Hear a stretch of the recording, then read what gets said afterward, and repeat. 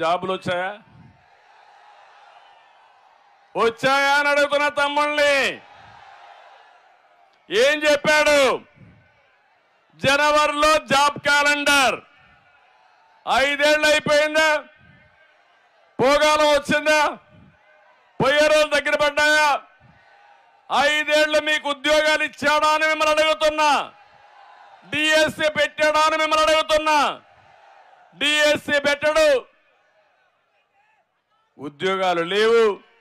కడాన మీరు చూస్తే ఎంత దుర్మార్గం అంటే ఉండే పరిశ్రమలు కూడా పారిపోయినాయి.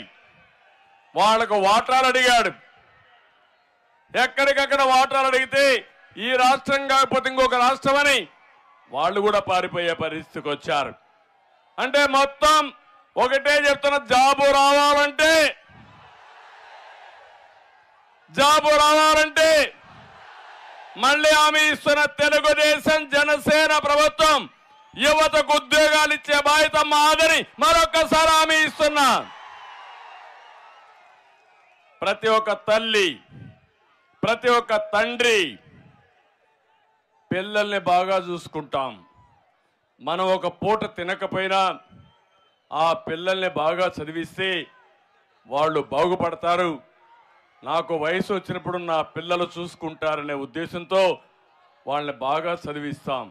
అలాంటి పిల్లలు చదువుకున్న తర్వాత కూడా ఉద్యోగం రాకుండా మీరు చేసే కూలి డబ్బులతో వాళ్ళు గడపాలనుకోవడం ఎంత ఘోరమో మీరు ఒక్కసారి ఆలోచించండి.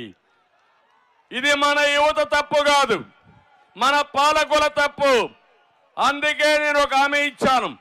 యువ గళం కింద ప్రతి ఒక్క నిరుద్యోగిని, చదువుకునే పిల్లల్ని పూర్తిగా ఆదుకునే బాధ్యత తెలుగుదేశం పార్టీ జనసేనది. 3000 రూపాయలు నిరుద్యోగ భృతి ఇస్తాం తమ్ముళ్ళు. మన ప్రభుత్వం వస్తానే యువతకు 3000 రూపాయలు ఇస్తాం.